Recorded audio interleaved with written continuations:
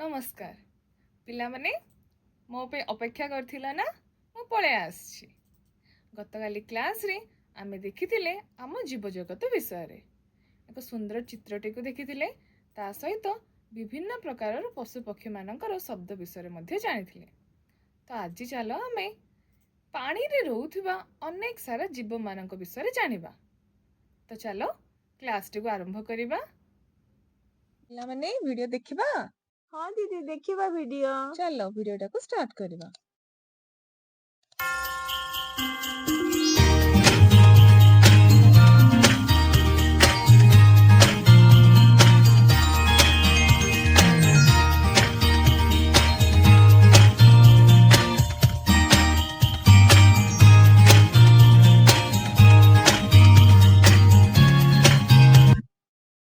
देखिलो हाँ दीदी दीदी वीडियो टे ना बहुत सुंदर है आउ थरे देखिबा कि दीदी।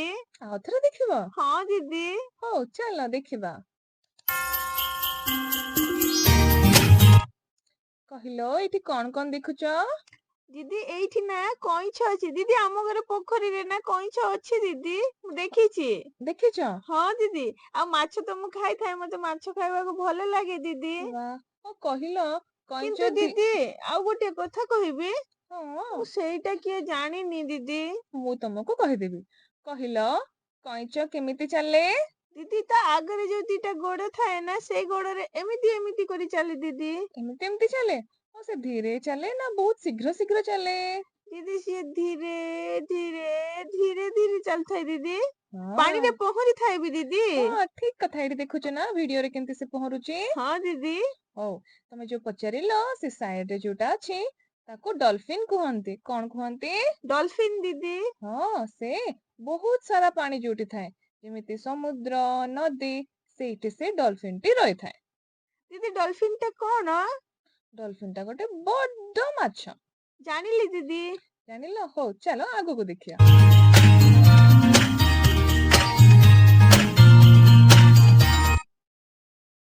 कहिलो एठी कोन कोन देखुचो एई चित्र रे। दीदी कुंभीर टा ना चश्मा लगेइची। ना हाँ ठीक कथा एठी केतेरा कुंभीर अछंती। दीदी गोटे दीटा कुंभीर अछि दीदी। हाँ दीदी हाँ सेटा भी मु जानची सेटा को ऑक्टोपस कहंती दीदी मु टीवी रे देखिथिली। बहुत सुंदर ऑक्टोपस देखुचो एठी ऑक्टोपस को रंगर अछि। गोलापी रंगर दीदी। आउ कोन देखुचो। दीदी साप तो मु देखिछि आम बाड़ी रे अछि ता सहित ना दीदी मु चिंगुडी खाइछि बापा आनंती सब बेले बाजार रे मते बहुत बढ़िया लागे चिंगुडी तरकारी। तुमको साप देखले डर लागिनी। डर लागे दीदी।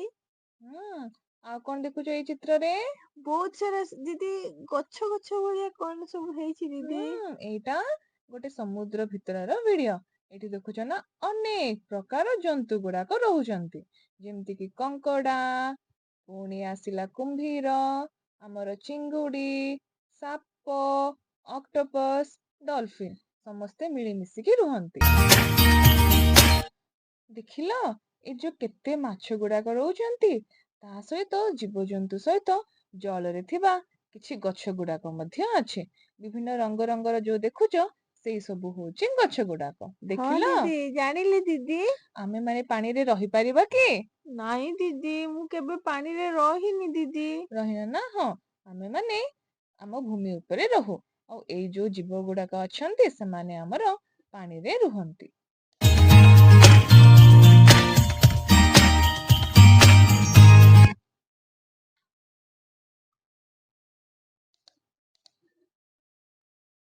କହିବି କି कंप्लीट कर दियंती आपको नेक्स्ट स्लाइड को पढ़ेबे।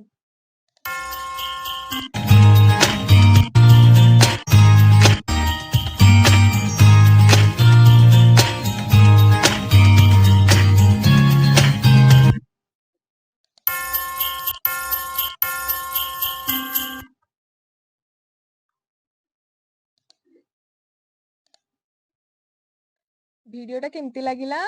दीदी बहुत बढ़िया लगिला मजा लगिला दीदी पानी रे कौन सब जानिली दीदी। कौन रुहे दीदी मु केवल जानिथिली माछ थाए कइछ थाए आम पोखरी रे अछि दीदी देखिछि ଆଉ ସେ ଅକ୍ଟୋପସ ରହିବାଟା ଟିଭିରେ ଦେଖିଥିଲି ଦିଦି, ତା ସହିତ ଗଛ ସବୁ ରହିବାର ଜାଣିଲି ଦିଦି। ଆଉ ବଡ ମାଛ ଯୋଉ ଡଲଫିନ କହିଲେ, ଡଲଫିନ ରହିବା ଜାଣିଲି ଦିଦି। ବହୁତ ବଢିଆ। ଏମାନେ ସବୁ ଆମର ପାଣିରେ ରୁହନ୍ତି ନା। ହଁ ଦିଦି। ହଉ, ତମେ ଦେଖିଲ, ଭଲ ଲାଗିଲା ନା? ହଁ ଦିଦି, ବହୁତ ବଢିଆ ଲାଗିଲା ଦିଦି। ବୁଝିଲ? ହଁ ଦିଦି। ହଉ, ବର୍ତ୍ତମାନ ଚାଲ ମୁଁ ତୁମକୁ କିଛି ପ୍ରଶ୍ନ ପଚାରୁଛି, ଦେଖିବା ତୁମେ କେତେ ବୁଝିଛ। ହଁ ଦିଦି, ମଜା ଲାଗିବ ଦିଦି। ହଁ, ଚାଲ ଆରମ୍ଭ କରିବା। ଏଇ ଭିଡିଓରେ ମାନେ କଣ କଣ ଦେଖିଲେ କହିଲ?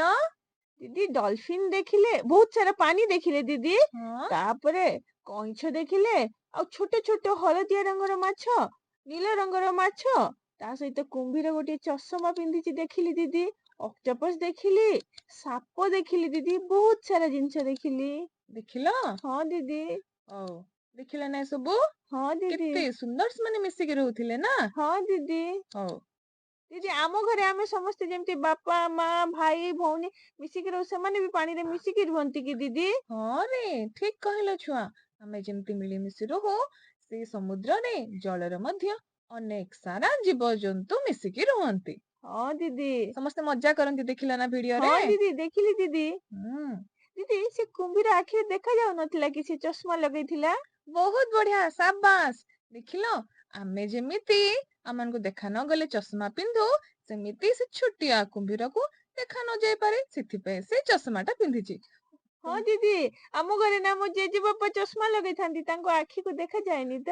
ଠିକ ଠିକ, ସେମିତି ହିଁ ଆମମାନଙ୍କୁ ସବୁ ଦେଖିକି ପ୍ରଶ୍ନ ମଧ୍ୟ ପଚାରିବା ଉଚିତ। Very good. ହଉ, କହିଲ ଏଇ ଚିତ୍ରଟି କାହାର? କଇଁଛ ଦିଦି। Very good. ଏଇଟା କାହାର ଚିତ୍ର ନା? କଇଁଛର ଚିତ୍ର ଦିଦି। ଠିକ କଥା। ଏଇ ଚିତ୍ରଟି କାହାର? କୁମ୍ଭୀରର ଦିଦି। ଦିଦି କୁମ୍ଭୀର ଏଠି ଚଷମା ଲଗେଇନା ଦିଦି। ହଁ ରେ, ସେ କୁମ୍ଭୀରଟା ନା ତା ଘରେ ତା ଚଷମାଟିକୁ ଛାଡିକି ପଳେଇ ଆସିଛି। ସେଇ ଟାଇମରେ ଆମେ ଫଟୋଟା ନେଇଗଲୁ। ଓ ଦିଦି, ସେମିତି କି? ସେ ତ କିଛି ଦେଖି ପାରୁନଥିବ ଦିଦି। ନାଇଁ ରେ, ସେ ଖାଲି ସାଙ୍ଗେ ସାଙ୍ଗେ ସେ ତା ଘରକୁ ପଳେଇବ ନା ପୁଣି। ଠିକ ଅଛି ଦିଦି। ହଉ, ଏଇଟା କାହାର ଚିତ୍ର? ଦିଦି ଏଇଟା ତ ବେଙ୍ଗର ଚିତ୍ର। ବେଙ୍ଗ, ବେଙ୍ଗ ଦେଖିଛ? ହଁ ଦିଦି, ବେଙ୍ଗ ବେଙ୍ଗୁଲି ରାନୀ ଗପ ଶୁଣିଛି ଦିଦି। ଶୁଣିଛ ନା? ହଁ, ଜେଜେମା କୁହନ୍ତି ଦିଦି। ବହୁତ ବଢିଆ। ବେଙ୍ଗ ମଧ୍ୟ ଆମର କୋଉଠି ରୁହେ କହିଲ? ଦିଦି ତାକୁ ତ ଆମ ଘରେ ବି କେବେ କେବେ ବର୍ଷା ହେଲେ ଆସିଯିବାର ଦେଖିଛି ଦିଦି। ହଁ, ଠିକ କହିଲ। ବେଙ୍ଗ କଣ କରେ ନା, ବେଳେ ବେଳେ ତାକୁ ଇଚ୍ଛା ହେଲେ ସେ ପାଣି ରୁହେ, ବେଳେ ବେଳେ ସେ ଆମ ମାଟି ଉପରେ ମଧ୍ୟ ରୁହେ। ଦେଖିଥିବ, ହଁ ବର୍ଷା ଦିନ ସେ ଆସୁଛି ନା। ହଁ ଦିଦି, ଦେଖିଛି ଦିଦି। ହୁଁ, ବହୁତ ବଢିଆ। ଏଇଟା କାହାର ଚିତ୍ର? କଙ୍କଡା ଦିଦି। ଏଇଟା କଙ୍କଡାର ଚିତ୍ର ନା? ହଁ ଦିଦି, ତାର ଗୋଡ ଅଛି ନା ଦିଦି, ସେ କାମୁଡି ଦିଏ। ହୁଁ, କଙ୍କଡାକୁ ଆମେ ଏଇ ସବୁ ପାଖରୁ ଆମମାନଙ୍କୁ ଦୂରେଇ ରହିବା କଥା ହେଲା। ହଁ ଦିଦି। ଏଇଟା କାହାର ଚିତ୍ର? ମାଛର ଦିଦି। ମାଛର? ହଁ ଦିଦି। ଠିକ କଥା। ମାଛ ଖାଇଛ? ହଁ ଦିଦି, ମୁଁ ମାଛ ସବୁବେଳେ ଖାଏ ଦିଦି। ମାଛ କେମିତି ଲାଗେ? ବଢିଆ ଲାଗେ ଦିଦି, ଟେଷ୍ଟି। ଟେଷ୍ଟି। ବାଃ, ବହୁତ ସୁନ୍ଦର। ଏଇଟା କାହାର ଚିତ୍ର?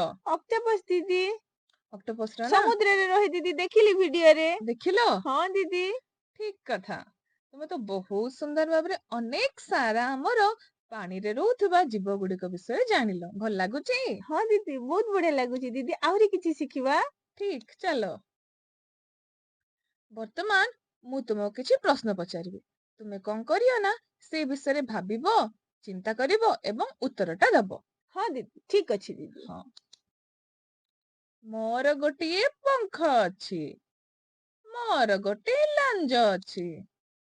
ଓ ମୁଁ ପାଣିରେ ରୁହେ। କୁହ କୁହ ମୁଁ କିଏ? ପୁଣି ଥରେ ବୁଝଉଛି। ମୋର ଗୋଟେ ପଙ୍ଖ ଅଛି, ମୋର ଗୋଟେ ଲାଞ୍ଜ ଅଛି। ତାର ଗୋଟେ ପଙ୍ଖ ଅଛି, ଆଉ ତାର ଗୋଟେ ଲାଞ୍ଜ ଅଛି। ସେ ପାଣିରେ ରୁହେ। ଏବେ ଦେଖିଲ ନା? ତମେ ଦିଦି ଯେତିକି ଡଲଫିନ। ପିଲେ, ତୁମେ ଯୋଉ କହିଲ ଡଲଫିନ ନା, ଡଲଫିନ ଟା ନା କଣ ରେ ଛୁଆ? ଡଲଫିନ ଗୋଟେ କଣ କହିଥିଲି, ବଡ ମାଛ ଦିଦି। ହଁ, ତ ସବୁକୁ ଆମ କାହାକୁ ବୁଝଉଛି ଏଇଟା? ମାଛ ଦିଦି। ହଁ, ମାଛ। ଡଲଫିନ ବି ଗୋଟେ ବଡ ମାଛ। ତ ସବୁ ପ୍ରକାର ମାଛରେ କଣ ଅଛି? ପଙ୍ଖ ଅଛି, ଲାଞ୍ଜ ଅଛି ଏବଂ ସେ ପାଣିରେ ରୁହେ ନା। ବୁଝିଗଲି ଦିଦି। ବହୁତ ସୁନ୍ଦର। ଆଉ ଗୋଟେ ପଚାରିଆ? ହଁ ଦିଦି। ହାତ ନାହିଁ କି ଗୋଡ ନାହିଁ, ଯାଉଥାଏ ମୁଁ ଶୋଇ ଶୋଇ, ଦେଖିଲେ ଲୋକ ଡରନ୍ତି ମତେ, କୁହ ଦେଖି ମୁଁ କିଏ? ଜାଣିନି ଦିଦି ହଉ ଏଇଟା। ମୁଁ ବୁଝେଇ ଦଉଛି ହେଲା। ତାର ହାତ ନାହିଁ କିମ୍ବା ଗୋଡ଼ ନାହିଁ, କିନ୍ତୁ ସେ ଚାଲୁଥାଏ। ଆମମାନେ ଦେଖ ଯେମିତି ଗୋଡ଼ରେ ଚାଲୁ, ସେଇଟା ଏମିତି ଗୋଟିଏ ଜୀବ ଯୋଉ ଜୀବଟା କି ତାର ହାତ ଗୋଡ଼ ନଥାଇକି ମଧ୍ୟ ସେ ଶହେ ଶହେ ହୋଇକି ସ୍ପିଡରେ ଯାଇଥାଏ। ତାକୁ ଦେଖିଲେ ଲୋକମାନେ ସମସ୍ତେ ଡରନ୍ତି। ସେ କିଏ ହେଇଥିବ କହିଲ ଛୁଆ?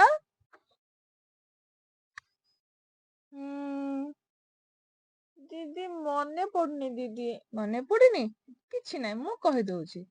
ସିଏ ହଉଛି ସାପ। କିଏ?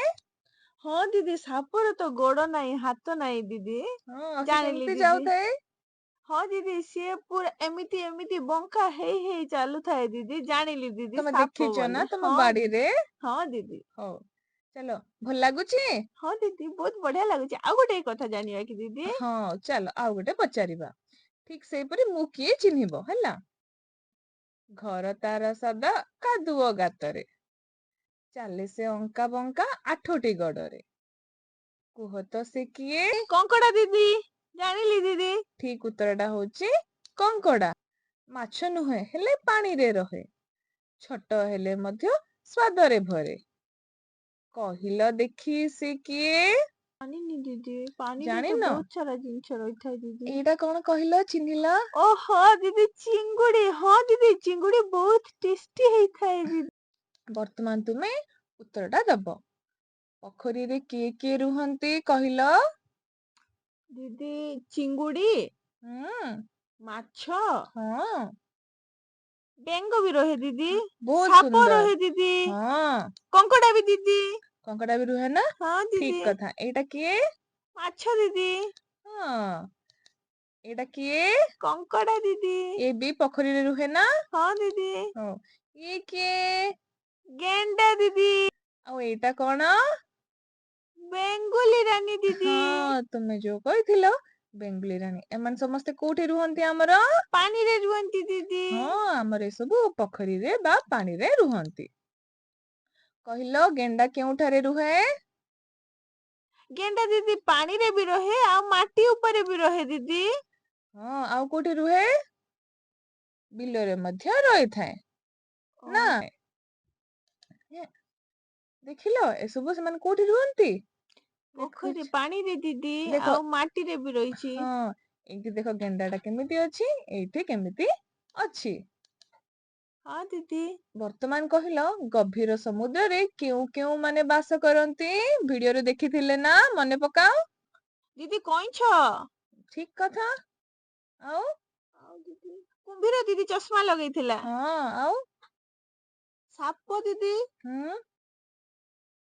ଆଉ କିଏ? ଅକ୍ଟୋପସ ଦିଦି। ହୁଁ, ଆଉ କିଏ ସରିଗଲା? ଆଉ ଗଛ ମାନେ ଦିଦି, ପାଣିରେ ହୁଁ, ରହୁଥିବା ଗଛ ସବୁ। ଠିକ କଥା। ତୁମେ ଯେତେ ସାରା କହିଲ, ଏଇଠୁ କିଛି କିଛି ଚିତ୍ର ଏବଂ ଉତ୍ତର ମୁଁ ଲେଖିଛି। ଦେଖ, ଏଇଟା କିଏ? କଙ୍କଡା ଦିଦି। କଙ୍କଡା। ଆଉ ଏଇଟା? ଜାଣିନି ଦିଦି। ଏଇଟା ହଉଛି ବହୁତ ସୁନ୍ଦର ଛୋଟିଆ ଜୀବଟା। ଏଇଟା କେମିତି ଅଛି କହିଲ? ଆର ଆକାର କେମିତି ଅଛି? ଦିଦି, ତାରା ଭଳିଆ ଦେଖା ଯାଉଛି। ତାରା ଭଳି ଅଛି ନା?